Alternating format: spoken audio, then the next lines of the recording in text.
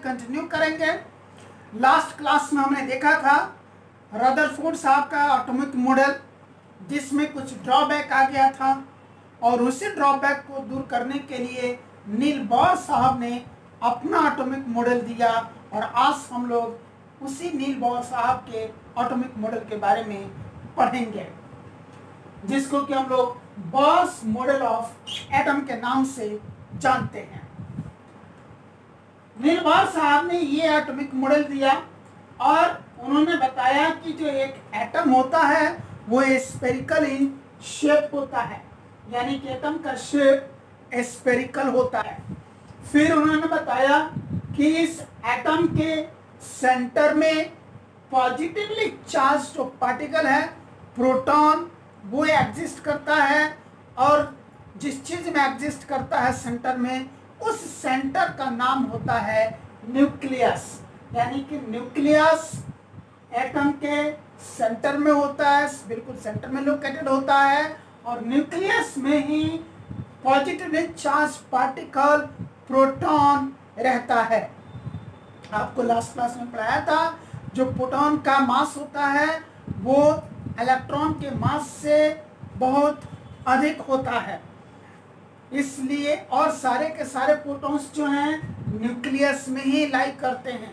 इसलिए हम कह सकते हैं कि एटम का ऑलमोस्ट जो होल मास होता है, पूरा का पूरा जो मास होता है वो न्यूक्लियस में ही कंसंट्रेटेड होता है। ये बात हम कह सकते हैं। फिर है न्यूक्लियस का जो साइज होता है वो पूरे एटम के साइज से बहुत बहुत छोटा होता है।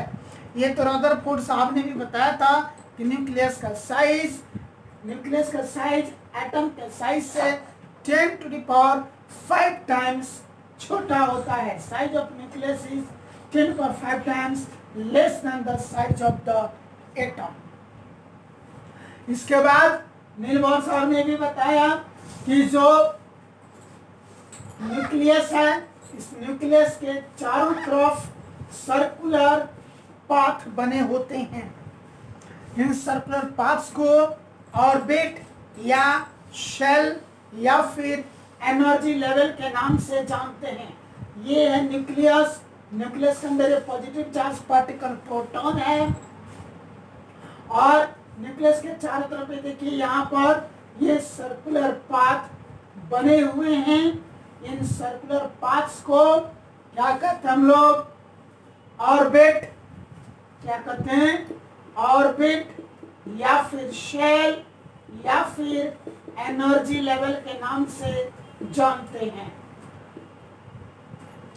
तो इन ऑर्बिट्स के बीच में जो गैप होता है, यहाँ पर आप देख रहे हैं कि न्यूक्लियस और इस ऑर्बिट के बीच में गैप है, फिर इस ऑर्बिट और इस ऑर्बिट के बीच में गैप है, फिर इस ऑर्बिट और इस ऑर्बिट के बीच में गैप है, फिर इस ऑर्बिट और इस ऑर्बिट के बीच में गैप है। इस गैप को कहते हैं एनर्जी गैप। क्या कहते हैं? Energy gap. एनर्जी गैप के नाम से हम लोग जानते हैं। तो अब ये जो ऑर्बिट्स होते हैं इनकी एक डेफिनेट संख्या होती है। ऐसा नहीं है कि किसी भी एक एटम में बहुत सारे ऑर्बिट्स होते हैं, ऐसा नहीं है। क्या है फिर? Only certain special orbits are allowed inside the atom. Atom के अंदर सिर्फ कुछ स्पेशल ऑर्बिट्स ही अलाउड होते हैं और उन स्पेशल ऑर्बिट्स को हम लोग डिस्क्रीट ऑर्बिट के नाम से जानते हैं।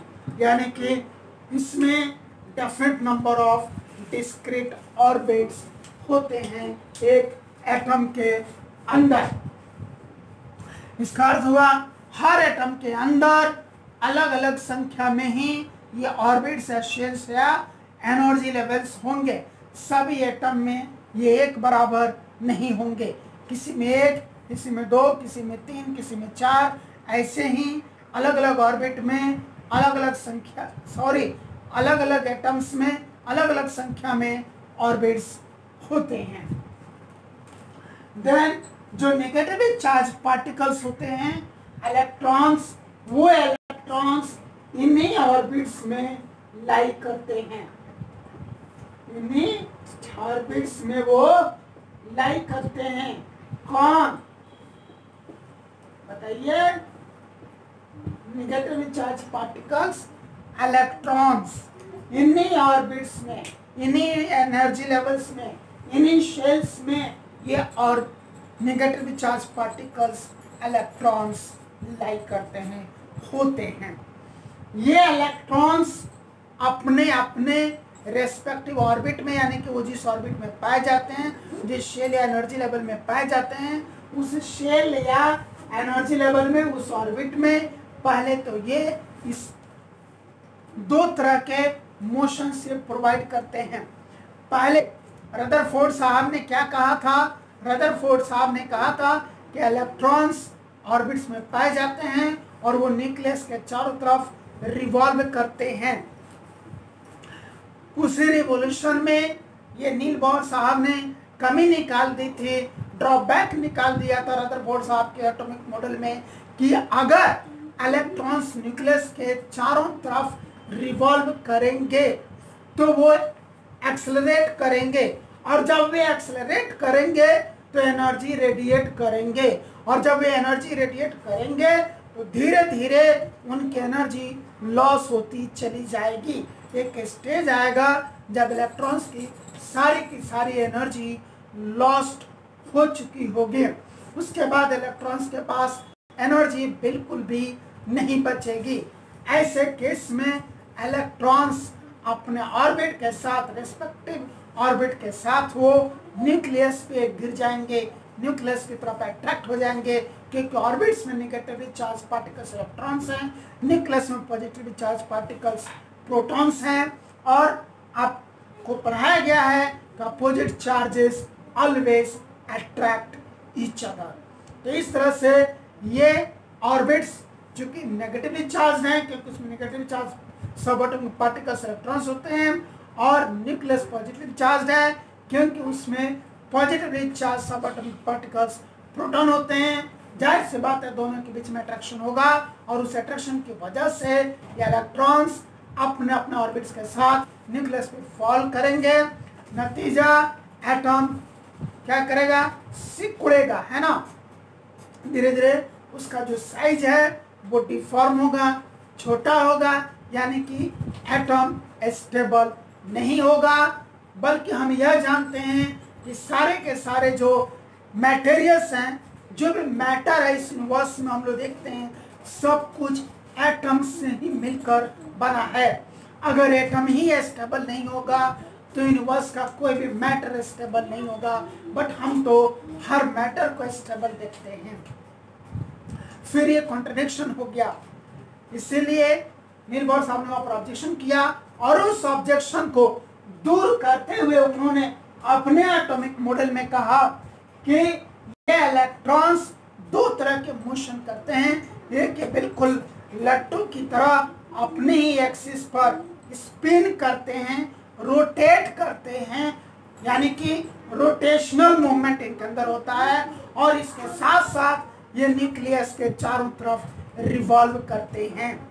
यानी कि स्पिनिंग और रिवॉल्विंग, यानी कि रोटेशनल मूवमेंट और रिवोल्यूशनरी मूवमेंट, दोनों मूवमेंट इलेक्ट्रॉन्स साथ साथ करते हैं।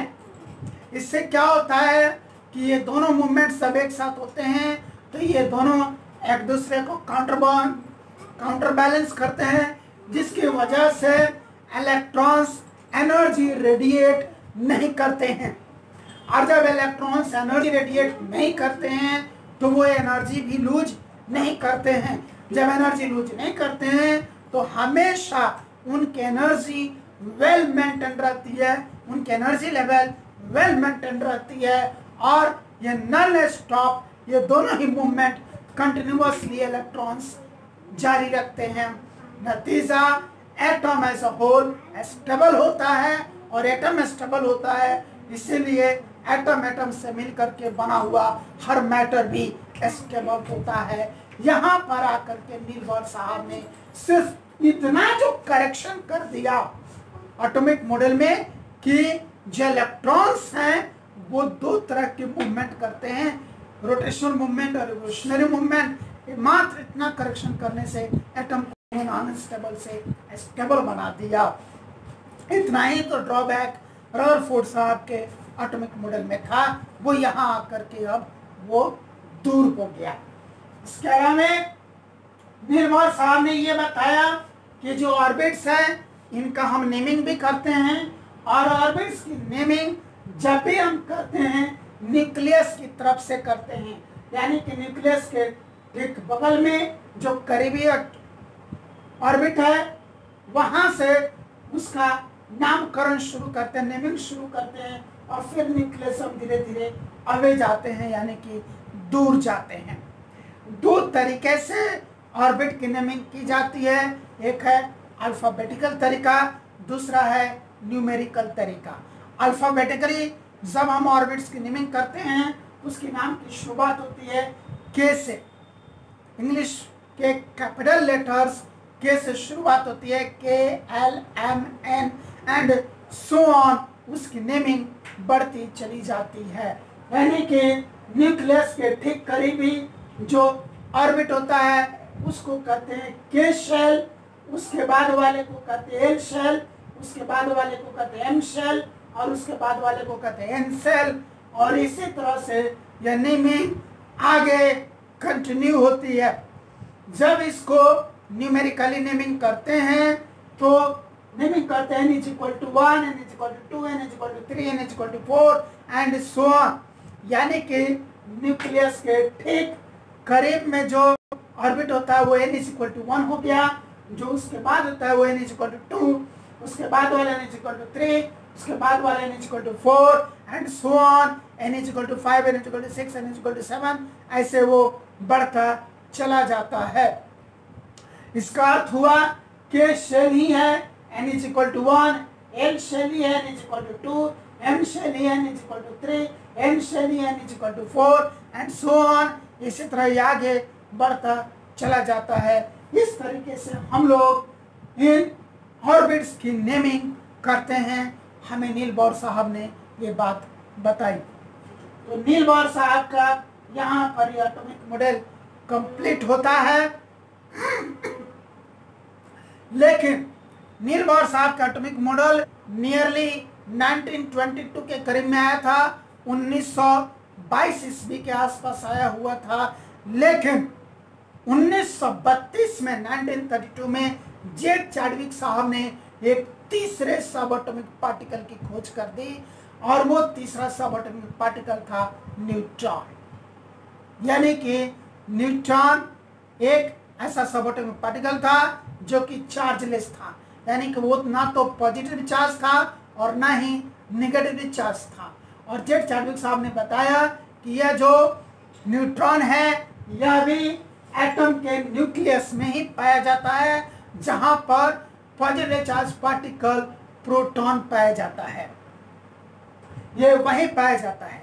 अब इस तीसरे सब एटॉमिक पार्टिकल की खोज के बाद एक मॉडर्न एटॉमिक स्ट्रक्चर बनाने की, मॉडर्न एटॉमिक मॉडल देने की जरूरत पड़ गई, और फिर एक मॉडर्न एटॉमिक मॉडल हाजिर हो गया।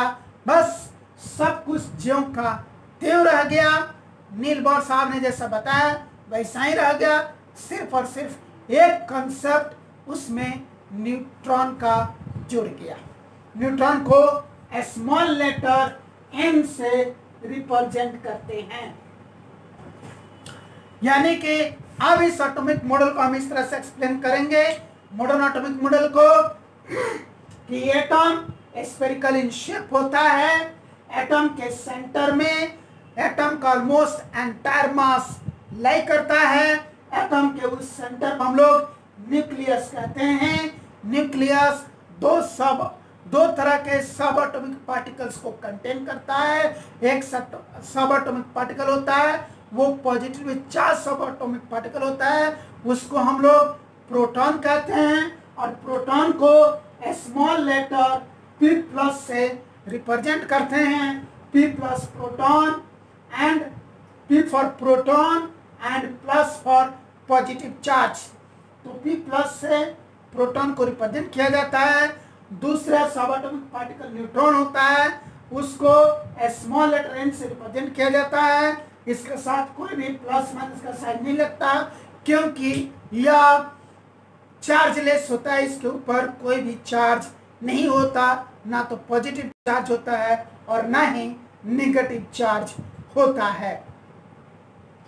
फिर न्यूक्लियस के चारों तरफ सर्कुलर पाथ्स बने होते हैं, वो डेफिनेट नंबर में होते हैं, यानी कि सर्टेन स्पेशल सर्कुलर पाथ्स ही अलाउड होते हैं एक एटम में, जो हर एटम में अलग अलग नंबर में होते हैं। किसी एटम में 1, किसी एटम में 2, किसी में 3, और इसी तरह से ये अलग अलग एटम में अलग अलग नंबर में होते हैं, बट सर्टेन नंबर में होते हैं, डेफिनेट नंबर में होते हैं। और ये जो सर्टेन और डेफिनेट नंबर में सर्कुलर पाथ्स होते हैं, इनको हम लोग डिस्क्रीट ऑर्बिट्स के नाम से जानते हैं।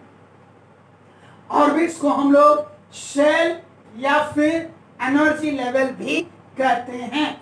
ऑर्बिट को हम शेल या एनर्जी लेवल भी कहते हैं। उसके बाद हम न्यूक्लियस और ऑर्बिट के बीच के गैप को, या फिर किसी भी दो कंसेक्यूटिव ऑर्बिट्स के बीच में जो गैप है, उस गैप को एनर्जी गैप के नाम से जानते हैं। ये जो एनर्जी गैप होता है वो न्यूक्लियस और फर्स्ट ऑर्बिट के बीच में सबसे कम होता है। फर्स्ट ऑर्बिट और सेकंड ऑर्बिट के बीच में, यहाँ पे न्यूक्लियस और फर्स्ट ऑर्बिट के बीच में जो एनर्जी गैप था उससे अधिक होता है। फिर सेकंड ऑर्बिट और थर्ड ऑर्बिट के बीच में जो ये एनर्जी गैप होता है, वो फर्स्ट ऑर्बिट और सेकंड ऑर्बिट के बीच में जो एनर्जी गैप होता है उसकी तुलना में अधिक होता है। फिर ये थर्ड ऑर्बिट और फोर्थ ऑर्बिट के बीच में जो एनर्जी गैप होता है, वो सेकंड ऑर्बिट और थर्ड ऑर्बिट के बीच में जो एनर्जी गैप होता है उससे अधिक होता है। और इसी तरह से ये एनर्जी गैप बढ़ता चला जाता है, यानी कि जैसे जैसे हम न्यूक्लियस के से दूर जाते हैं, दो कंसेक्यूटिव ऑर्बिट्स या शेल्स या एनर्जी लेवल्स के बीच में जो एनर्जी गैप है वो बढ़ता चला जाता है। इसके बाद ये जो एनर्जी लेवल्स हैं या ऑर्बिट्स हैं, शेल्स हैं, इसी में negative charge particles electrons located होते हैं। इसी में नेगेटिव चार्ज पार्टिकल्स इलेक्ट्रॉन्स पाए जाते हैं। नेगेटिव चार्ज पार्टिकल्स को हम लोग E माइनस से रिप्रेजेंट करते हैं, small letter E for electron and minus for negative charge. तो कुल मिलाकर हम लोग नेगेटिव चार्ज सब पार्टिकल इलेक्ट्रॉन को E माइनस से रिप्रेजेंट करते हैं। ये जो इलेक्ट्रॉन्स होते हैं अपने रेस्पेक्टिव एनर्जी लेवल में या फिर शेल में या ऑर्बिट में दो तरह का मोशन शो करते हैं। एक होता है रोटेशनल मूवमेंट, दूसरा होता है रिवोल्यूशनरी मूवमेंट। रोटेशनल मूवमेंट यानी कि स्पिनिंग मूवमेंट, यानी कि इलेक्ट्रॉन्स बिल्कुल लट्टू की तरह अपने ही एक्सिस पर स्पिन करते हैं, रोटेट करते हैं, और इसके साथ साथ ये इलेक्ट्रॉन्स न्यूक्लियस के चारों तरफ रिवॉल्व भी करते हैं, न्यूक्लियस के चारों तरफ चक्कर भी लगाते हैं।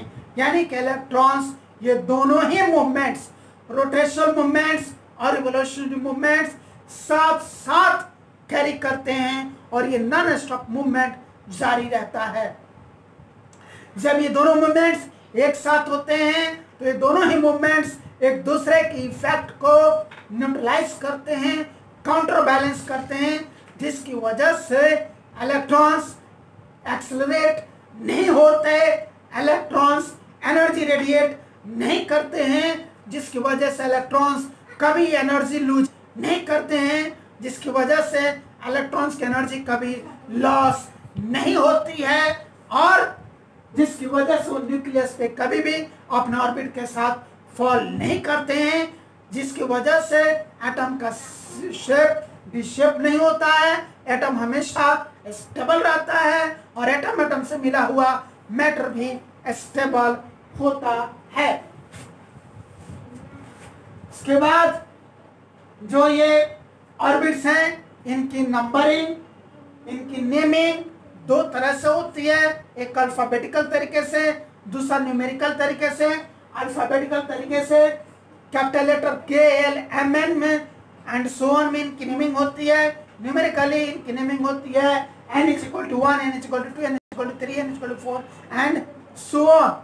और ये नेमिंग शुरू होती है न्यूक्लियस की तरफ से, यानी कि न्यूक्लियस के ठीक सटे जो सबसे करीबी ऑर्बिट होता है, यानी कि जो सबसे छोटा ऑर्बिट होता है, उसी को हम लोग कैपिटल लेटर के से रिप्रेजेंट करते हैं, यानी कि n = 1 से रिप्रेजेंट करते हैं। उसके बाद जो दूसरा ऑर्बिट होता है वो फर्स्ट ऑर्बिट से ये सेकंड ऑर्बिट बड़ा हो गया साइज में, और इसका नेमिंग हो गया के, इंग्लिश का कैपिटल लेटर एल, के के बाद एल, इंग्लिश का capital letter L, L shell, यानी कि न्यूमेरिकल इसको n = 2 से रिप्रेजेंट करते हैं।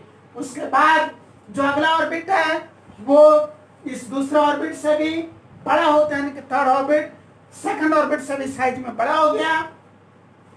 इसको इंग्लिश में कैपिटल लेटर m से रिप्रेजेंट करते हैं और न्यूमेरिकली n = 3 रिप्रेजेंट करते हैं।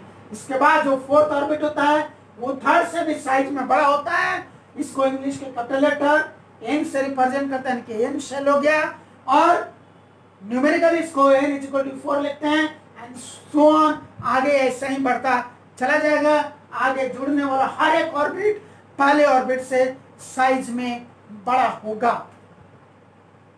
तो यहाँ पर मॉडर्न एटॉमिक मॉडल कंप्लीट होता है। इतना कुछ हो गया।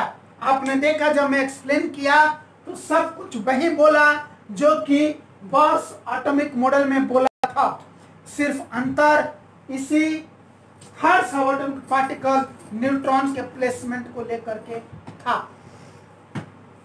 इतना ही डिफरेंस था, बाकी कोई डिफरेंस नहीं है। अब हम आपको कंपेयर कर देते हैं सभी अब एटॉमिक मॉडल्स के बीच में। तो जे थॉमसन साहब ने जो एटॉमिक मॉडल दिया था, उन्होंने भी कहा था कि एटम का शेप स्फेरिकल होता है। रदरफोर्ड साहब ने भी कहा स्फेरिकल होता है, नील बोह्र साहब ने भी कहा स्फेरिकल होता है। मॉडर्न एटॉमिक मॉडल भी कहता है कि इसका शेप स्फेरिकल होता है। यानी कि ये एक बात सभी में कॉमन हो गई कि एटम का शेप स्फेरिकल होता है। ये सभी एटॉमिक मॉडल्स की सिमिलैरिटी हो गई। दूसरे जो सिमिलैरिटी आई, जे थॉमसन ने कहा कि एटॉमिक मॉडल में दो सब एटॉमिक पार्टिकल हैं, एक positive charge electron, positive charge proton and negative charge electrons. यही बात रदरफोर्ड साहब ने भी कहा कि एटम में दो तरह के सब एटॉमिक पार्टिकल्स हैं, एक नेगेटिव चार्ज यानी कि इलेक्ट्रॉन्स, दूसरा पॉजिटिव चार्ज यानी कि प्रोटॉन। नील बोह्र साहब ने भी यही बात कहा कि एटम में दो सब एटॉमिक पार्टिकल्स होते हैं, नेगेटिव चार्ज सब एटॉमिक पार्टिकल्स यानी कि इलेक्ट्रॉन्स और पॉजिटिव चार्ज सब एटॉमिक पार्टिकल्स यानी कि proton, electrons and protons. Niels Bohr साहब ने भी यही बात कहा, यानी कि यहाँ भी इनमें सिमिलैरिटी है। तो J Thomson atomic model, Rutherford atomic model and Bohr atomic model में दो सिमिलैरिटी आ गई। पहली सिमिलैरिटी कि atom is spherical in shape, दूसरी सिमिलैरिटी आ गई कि atom consist of two kinds of subatomic particles. First one negative charge subatomic particle that is called as electrons, and second positively charged subatomic particles that is called as protons. Electrons are represented by a small letter e minus and protons are represented by a small letter p plus. ये similarities हो गई। बाकी difference अगर हम देखते हैं तो J Thomson साहब ने कहा कि एक एटम जो होता है जस्ट लाइक वाटरमेलन होता है या फिर क्रिसमस पुडिंग होता है। क्रिसमस पुडिंग का जो पूरा स्वीट है वो पॉजिटिव चार्ज पार्टिकल्स है, उसके अंदर जो ड्राई फ्रूट्स एम्बेडेड होते हैं वो नेगेटिव चार्ज पार्टिकल्स इलेक्ट्रॉन है। या फिर वाटरमेलन पूरा का पूरा जो रेड पार्ट है खाने वाला वो पॉजिटिव चार्ज पार्टिकल है, प्रोटॉन है, और जगह जगह जो उसमें सीड्स एम्बेडेड होते हैं वहीं इलेक्ट्रॉन्स हैं। जबकि रदरफोर्ड साहब ने इससे अलग विचार दिया कि जो पॉजिटिव चार्ज पार्टिकल हैं, सब एटॉमिक पार्टिकल प्रोटॉन, वो एटम के सेंटर में कंसंट्रेटेड होते हैं, जिस सेंटर को न्यूक्लियस कहते हैं, और इलेक्ट्रॉन्स उसके चारों तरफ सर्कुलर पाथ्स में डिस्ट्रीब्यूटेड होते हैं। ये डिफरेंस आ गया है ना।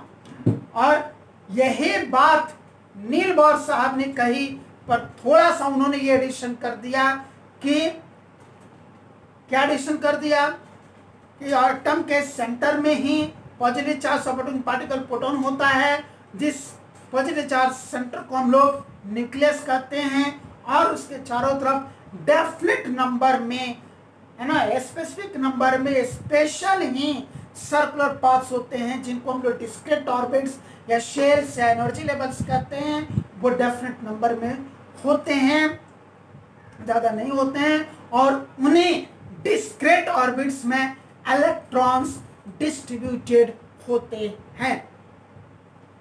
और फिर यहाँ पर नील बोर साहब ने उन ऑर्बिट्स के नेमिंग की भी चर्चा कर दी कि हम लोग ऑर्बिट्स को नेमिंग करते हैं न्यूक्लियस की तरफ से दो तरीके से, alphabetically, numerically alphabetically KLMN capital letters, और numerically n = 1 = 2 n = 3 and n = 4 and so on. इस तरह से उसको नेमिंग करते हैं। तो नील बोर साहब ने ये इतना कुछ बढ़ा करके कहा। उसके बाद बाकी जो सारी बातें आ गई। अब उसके बाद जो बातें आ रही हैं वो बातें जे थॉमसन साहब ने बिल्कुल भी नहीं बताई थी, तो वहां से उनकी डिफरेंसेस खत्म हो जाते हैं, सिमिलरिटीज भी खत्म हो जाते हैं। अब हम सिर्फ कंपेयर करेंगे रदरफोर्ड साहब और नील बोर साहब के एटॉमिक मॉडल में। तो यहाँ पर हम देखेंगे कि अभी तक आपको हमने जो डिफरेंस बताया वो little difference in energy levels, orbits and shells के बारे में बताया कि रदरफोर्ड साहब ने सिर्फ यही कहा था कि हाँ, न्यूक्लियस के चारों तरफ सर्कुलर पाथ्स बने होते हैं, उनको हम लोग ऑर्बिट्स कहते हैं, उसमें इलेक्ट्रॉन्स डिस्ट्रीब्यूटेड होते हैं। जबकि नील बोर साहब ने उसमें और कुछ स्पेशल जोड़ करके कहा, वो अभी अभी मैंने आपको बताया। रिवाइंड एंड प्ले करके आप फिर से सुन सकते हैं। देन अगले जो डिफरेंस आ गई रदरफोर्ड साहब के मॉडल में और नील बोर साहब का मॉडल में, वो डिफरेंस आ गया इस बात का कि इलेक्ट्रॉन्स के मूवमेंट का। रदरफोर्ड साहब ने कहा कि इलेक्ट्रॉन्स जो हैं, यानी कि एक ही मूवमेंट की उन्होंने चर्चा की इलेक्ट्रॉन्स के, वो है रिवोल्यूशनरी मूवमेंट, यानी कि इलेक्ट्रॉन्स न्यूक्लियस के चारों तरफ रिवॉल्व करते हैं।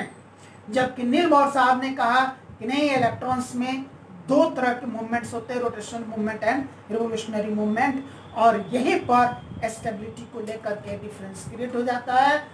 जो सिंगल मूवमेंट की चर्चा रदरफोर्ड साहब ने की, उसकी वजह से एटम अनस्टेबल हो रहा था, जबकि वो अनस्टेबल होता नहीं है।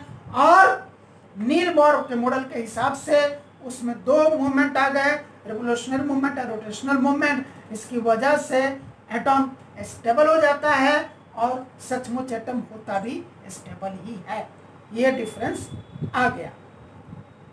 अब आगे चल करके नील बोर साहब के एटॉमिक मॉडल और मॉडर्न एटॉमिक मॉडल में एक डिफरेंस ये आ जाता है, वो ये डिफरेंस है कि तीसरे सब एटॉमिक पार्टिकल का पोजीशन, क्योंकि उनके मॉडल बनाने के बहुत समय बाद 1932 में जे चैडविक साहब ने थर्ड सब एटॉमिक पार्टिकल की खोज की, और वो था चार्जलेस सब atomic particle called as neutron, represented by a small letter n। तो यहाँ पर मॉडर्न एटॉमिक मॉडल में आ गया कि एक थर्ड सब एटॉमिक पार्टिकल होता है जो कि चार्जलेस होता है, और वो भी इलेक्ट्रॉन में प्रोटॉन के साथ, न्यूक्लियस में प्रोटॉन के साथ एग्जिस्ट करता है। कभी कभी रनिंग टीचिंग में स्लिप ऑफ टंग हो जाता है, आप उसको इग्नोर करेंगे, मैं झट माइंड करते उसको सॉरी बोलता हूँ। तो आप हमारे हर टीचिंग वीडियो में अगर इस तरह की स्लिप ऑफ टंग होती है रनिंग टीचिंग में, तो उसको आप प्लीज इग्नोर करते चलेंगे। तो मोनर मॉडल ऑफ एटॉमिक मॉडल हो गया। और उसके बाद नील एंड ब्यूरी कहते हैं ना, नील एंड ब्यूरी साहब ने मिलकर के क्या किया, इलेक्ट्रॉन्स के डिस्ट्रीब्यूशन पर चर्चा किया। How are electrons distributed. Niels Bohr साहब और ब्यूरी साहब ने, दो साइंटिस्ट ने मिलकर के ये बताया कि how are electrons distributed, electrons का डिस्ट्रीब्यूशन कैसे होता है। इसके लिए उन्होंने एक फॉर्मूला दिया और वो फॉर्मूला है 2n², where n is the number of orbit. n क्या है, नंबर ऑफ ऑर्बिट है। इसी फॉर्मूले से हम लोग इलेक्ट्रॉन्स का डिस्ट्रीब्यूशन निकालते हैं। यानी कि अगर हमको चेक करना है कि फर्स्ट ऑर्बिट में कितने मैक्सिमम नंबर ऑफ इलेक्ट्रॉन्स होंगे। ध्यान दीजिए, जो फॉर्मूला है 2n² का, ये मैक्सिमम नंबर ऑफ इलेक्ट्रॉन्स के लिए है, नॉट कि minimum number of electrons. Maximum number of electrons, किसी एक ऑर्बिट में मैक्सिमम कितने इलेक्ट्रॉन्स एग्जिस्ट कर सकते हैं, उसको कैलकुलेट करने के लिए फॉर्मूला है 2n², where n is the number of orbit. तो फर्स्ट ऑर्बिट में कितने नंबर ऑफ इलेक्ट्रॉन्स होते हैं, इस फॉर्मूला से हम लोग कैलकुलेट करें 2n² से, तो क्या हो जाएगा 2। फर्स्ट ऑर्बिट के लिए n इज इक्वल टू कितना होता है 1, यहाँ 1 आ गया, स्क्वायर 2 इंटू 1 का स्क्वायर कितना होता है 1, 2 इंटू 1 कितना हो गया 2। यानी कि फर्स्ट ऑर्बिट में मैक्सिमम 2 इलेक्ट्रॉन्स ही एग्जिस्ट करेंगे। इसी तरह अगर हम लोग सेकंड ऑर्बिट में कैलकुलेट करें, तो जो सेकंड ऑर्बिट होगा उसके लिए भी यही फॉर्मूला 2n², यानी कि 2 इंटू n की जगह सेकंड ऑर्बिट में n इक्वल टू 2 है ना, तो n की जगह 2 आ गया, स्क्वायर फॉर्मूला वाला, दिस इक्वल 2 इंटू 2 का स्क्वायर कितना होता है जी 4, 2 4 जा कितना हो गया 8। यानी कि सेकंड ऑर्बिट में मैक्सिमम 8 इलेक्ट्रॉन्स होंगे। इसी फॉर्मूले के हिसाब से अब आप बाकी सभी ऑर्बिट्स में भी मैक्सिमम कितने नंबर ऑफ इलेक्ट्रॉन्स होंगे ये आप कैलकुलेट कर सकते हैं। बट जो भी लास्ट ऑर्बिट होगा, लास्ट शेल होगा, लास्ट एनर्जी लेवल होगा, आउटर जो ऑर्बिट होगा, आउटर मोस्ट ऑर्बिट होगा, आउटर मोस्ट शेल होगा, आउटर मोस्ट एनर्जी लेवल होगा, उसको हम लोग वैलेंस ऑर्बिट या वैलेंस शेल या वैलेंस एनर्जी लेवल के नाम से भी जानते हैं। उसमें मैक्सिमम नंबर ऑफ जो इलेक्ट्रॉन्स होंगे वो 8 होंगे। मैक्सिमम नंबर ऑफ इलेक्ट्रॉन्स 8 ही होंगे, किसमें, वैलेंस ऑर्बिट में, वैलेंस शेल में, वैलेंस एनर्जी लेवल में। वैलेंस ऑर्बिट या वैलेंस शेल या वैलेंस एनर्जी लेवल उस ऑर्बिट या शेल एनर्जी लेवल को कहते हैं जो आउटर मोस्ट, यानी कि ऑर्बिट के सबसे बाहर वाला, एटम के सबसे बाहर वाला जो ऑर्बिट है या शेल एनर्जी लेवल है, उसी को, यानी कि इसको हम लास्ट ऑर्बिट या लास्ट शेल या लास्ट एनर्जी लेवल भी कह सकते हैं, उसी को वैलेंस शेल या वैलेंस ऑर्बिट या वैलेंस एनर्जी लेवल कहते हैं। और उसमें मैक्सिमम 8 नंबर ऑफ इलेक्ट्रॉन्स ही हो सकते हैं। यहां पर ये फिक्स किया गया नील एंड ब्यूरी के द्वारा। बाकी सभी के लिए आपको ये फॉर्मूला 2n² के हिसाब से कैलकुलेट करके देखना है। तो इस तरह से हाउ आर इलेक्ट्रॉन्स डिस्ट्रीब्यूटेड का जवाब उन्होंने दिया। इसके बाद की जो चर्चा है हम लोग अगले क्लास में करेंगे, जिसमें हम लोग चर्चा करेंगे कि वैलेंसी क्या होती है, एटॉमिक नंबर क्या होता है, एटॉमिक मास नंबर क्या होता है, आइसोटोप्स क्या होते हैं, आइसोबार्स क्या होते हैं, इसकी चर्चा करेंगे। आने वाले क्लास में, यानी कि नेक्स्ट क्लास में। और आज की क्लास टर्मिनेट करने से पहले आपको एक बात और बता दूं कि ये जो थर्ड सब एटॉमिक पार्टिकल न्यूट्रॉन है, यह एक एटम में नहीं पाया जाता है। उस एटम का नाम है हाइड्रोजन। हाइड्रोजन में न्यूट्रॉन नहीं होता है, उसमें सिर्फ दो ही सब एटॉमिक पार्टिकल होते हैं, इलेक्ट्रॉन एंड प्रोटॉन। बाकी उसको छोड़ दें तो सभी के सभी एटम्स में ये तीनों ही तरह के सब एटॉमिक पार्टिकल्स पाए जाते हैं, इलेक्ट्रॉन्स भी, प्रोटॉन्स भी और न्यूट्रॉन्स भी। तो तब तक आप इतना कुछ लर्न करें, बाकी हम फिर नेक्स्ट क्लास में पढ़ेंगे। Thank you.